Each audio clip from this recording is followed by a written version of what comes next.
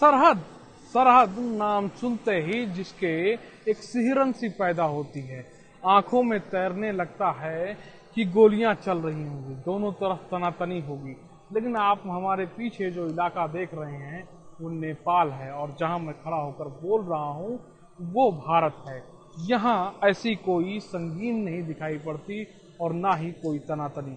भारत और नेपाल के बीच पिछले दिनों लगातार बयानबाजी का दौर जारी है, और उस बीच उस मामले को लेकर तमाम तल्खी और कटुता भी सामने आ रही है।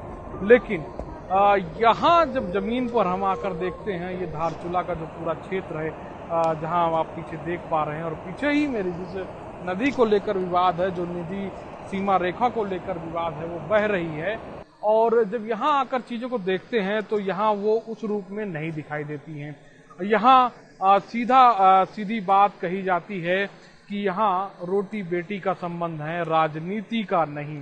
तो इतनी बड़ी बात भारत नेपाल को लेकर जो सामने आ रही है, उस पर ये सवाल उठते हैं कि आखिर ये किसने किया, ये जहर किसने बोया, और इसके पीछे साजिश किसकी है, और आखिर लोग चाहते क्या हैं। हम आपको सब बताएंगे, बस देखते रहिए सरहद।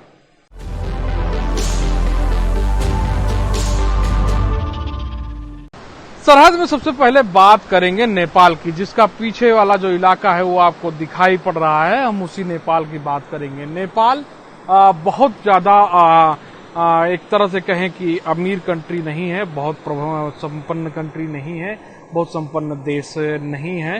हाँ, कुछ परेशानियां हैं।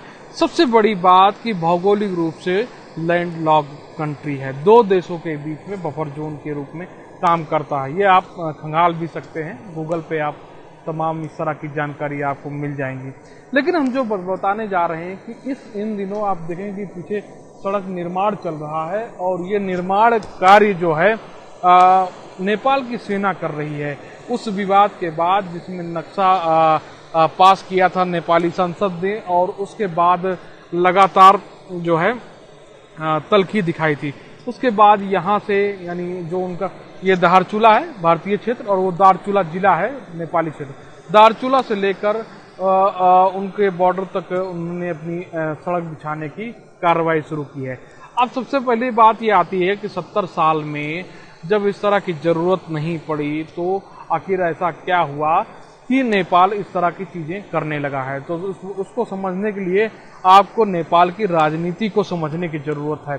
सबसे पहली बात कि कम्युनिस्ट पार्टी की सरकार आती है, और केपी शर्मा ओली उसमें प्रधानमंत्री बनते हैं।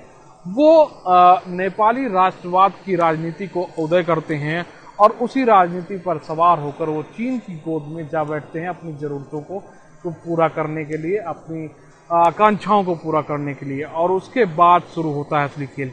चीन इतना हस्तक्षेप करता है, मतलब आप ये समझिए कि केपी शर्मा ओली का आना भी चीन के हस्तक्षेप का एक बड़ा कारण माना जा रहा है। और उसके बाद धीरे धीरे सीमा पर चीजें बदलने लगती हैं, नेपाल के गांव कब्जा हो जाते हैं, और नेपाल भारत के साथ इस तरह तल्खी के साथ पेश आना शुरू करता है।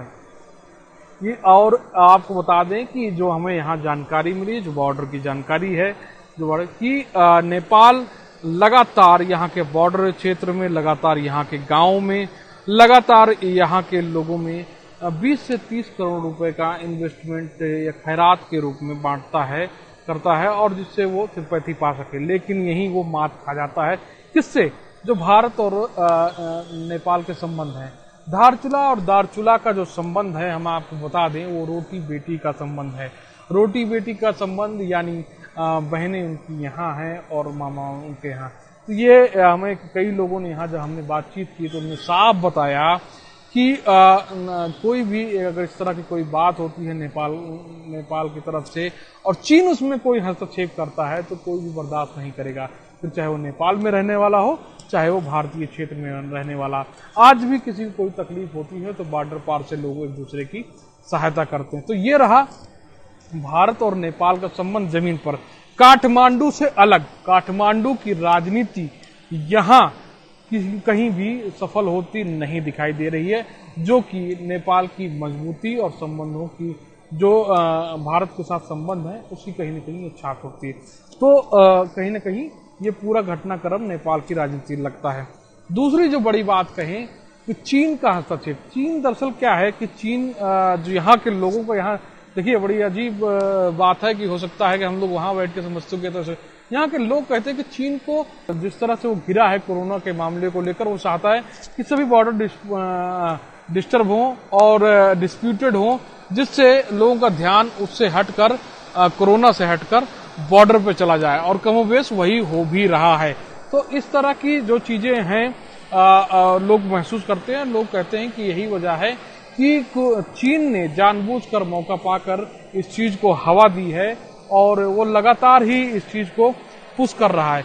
दूसरी बड़ी बात यह है कि नेपाल को अगर किसी तरह वो अपने कब्जे में कर पाता है, जिस तरह से वो लोन दे रहा है, जिस तरह से पाकिस्तान को लोन देकर उसने अपने में कब्जा किया है, आयरन ब्रदर जिसको नाम देता है लेकिन काटता उसी को है, तो ठीक उसी तरह नेपाल को भी करना चाहता है, जिससे वो कहीं ना कहीं भारत की सीमाओं के नजदीक आ सके और भारत के खिलाफ तमाम प्रकार के वो मोर्चे खोल सके। तो ये चीन की मंशा है और चीन उसके तहत पूरी कार्रवाई कर रहा है। और यही वजह है कि चीन वैसे तो सीधे तौर पे अगर नहीं तो परोक्ष रूप से चीन नेपाल को पूरी तरह से पुश कर रहा है। 70 साल में, लोग कहते हैं कि 70 साल हो गए इस बॉर्डर की नेपाल को सुध तक नहीं आई। आखिर ऐसा अचानक क्या हो गया जो नेपाल इतनी तेज हरकत कर रहा है कि 250-300 बीओपी बना रहा है, हेलीपैड बना रहा है, सड़कें बनाने लग रहा है। और सबसे खास बात यह है कि वो जो कुछ बना रहा है उसमें चीनी सामान प्रयोग हो रहा है। यहाँ तक कि बीओपी पर लगने वाले टेंट भी चीन से आए हैं। तो आप इस बात को समझ सकते हैं कि चीन कितना नेपाल पर ग्रैबिंग कर रहा है, यानी पकड़ बनाने की कोशिश कर रहा है। और ये सब कुछ हो रहा है भारत के खिलाफ, क्योंकि भारत ने जिस तरह से पाकिस्तान को चुनौती दी है, चारों खाने चित किया है कश्मीर में, जिस तरह से पाकिस्तान को चुनौती दी गई है पीओके में, उससे कहीं न कहीं चीन का हित प्रभावित होता है और उससे पूरी तरह बौखलाया हुआ है। यही वजह है कि वो तमाम मोर्चों पर भारत के खिलाफ बयान, न केवल बयानबाजी कर रहा है, न केवल तमाम मोर्चे खोले हुए, बल्कि वो हर उस देश को उकसा रहा है जिससे भारत का नुकसान हो सके। तो नेपाल सबसे पहला इसका शिकार बना है उसने अपने मैप में बदलाव करते हुए लिपू लेक की बजाय लिम्पियाधुरा, जो आप लिम्पियाधुरा इधर, फिर काला पानी और फिर लिपू लेक, ये 3 तरह नदियों के क्षेत्र पड़ते हैं जो आगे आ चढ़ के गुंजी एक जगह है उत्तराखंड में, वहाँ वो महाकाली नदी बनती है। जो दिख रहे हैं हमारे पीछे ठीक बह रही, यही महाकाली नदी है। तो नदी बनती है और जो सिगरौली की सिंध हुई थी, सुगौली की जो संधि हुई थी, उस संधि के मुताबिक यही नदी भारत और नेपाल की सीमा है। तो जो सीमा को पार कर रहा है नेपाल, जब सीमा को पार कर रहा है, इसे एक तरह से कहीं ना कहीं तोड़ने की कोशिश कर रहा है या उस पर सवाल उठाने की जो कोशिश कर रहा है, उसके पीछे चीन की पूरी साजिश नजर आती है। अब चीन की अगर बात करें तो बॉर्डर पर चीनी हरकतों की बात करें तो चीनियों ने अपने सैनिक थोड़े से बढ़ाए हुए हैं, लेकिन हम यहाँ काफी ऊंचाई पर बैठे हैं। ऐसे में चीन की हिम्मत नहीं है कि कोई हिमाकत कर सके। दूसरा, ये तिब्बत का वो क्षेत्र है जहाँ से भारत और चीन के बीच व्यापार होता था। तो यहाँ कुछ ऐसी मतलब भौगोलिक स्थिति है कि चीन यहाँ से भारत पर कोई कार्रवाई नहीं कर सकता। 1962 में भी इस तरह की कोई कार्रवाई नहीं हुई थी और कभी भी चीन ने इस सीमा पर कोई हरकत करने की कोशिश नहीं की। लेकिन भारतीय सेना, आईटीबीपी, एसएसबी के सारे जवान सतर्क हैं और निश्चित रूप से वो तैयार हैं कि कहीं भी कोई हरकत हो तो उसका जवाब दिया जा सके। दूसरी बड़ी बात कि राफेल जो हमारा अम्बाला एयरबेस पर उतरा है पिछले दिनों फ्रांस से आकर, वो पूरे इलाके की न केवल निगरानी कर रहा है बल्कि पूरे इलाके की पैमाइश कर रहा है और वो पूरी तरह से नजर बनाए रखे हुए है कि जिससे किसी भी हरकत का मुंह तोड़ जवाब दिया जा सके। लेकिन जो हमारी जानकारी, जो हमारे सूत्रों से जानकारी आई है, चीनी सेना ने यहाँ सैनिक कम, मशीनरी ज्यादा रखी है और यही हाल उत्तराखंड का है। हाँ, लद्दाख में उनकी गैदरिंग ज्यादा है। फिलहाल नेपाल की सरहद की अगर बात करें, जिसकी हम बात कर रहे थे, तो ये पहली सरहद है जो शांति, सद्भाव और सौहार्दता का प्रतीक है, जो भाईचारा सिखाती है, जहां सनसनी नहीं पैदा होती, जहां सिहरन नहीं पैदा होती, चाहे इस नदी की कितनी आवाज गहरी ना हो जाए। तो सरहद में आज इतना ही। देखते रहिए और हमें जरूर बताइए कि आपको सरहद कैसी लगी। हम अगले हफ्ते फिर हाजिर होते हैं नए एपिसोड के साथ। तब तक नेपाल के साथ सद्भाव की बेहतर कामना करिए और दोस्ती का वो आयाम बढ़ाने की कामना करिए।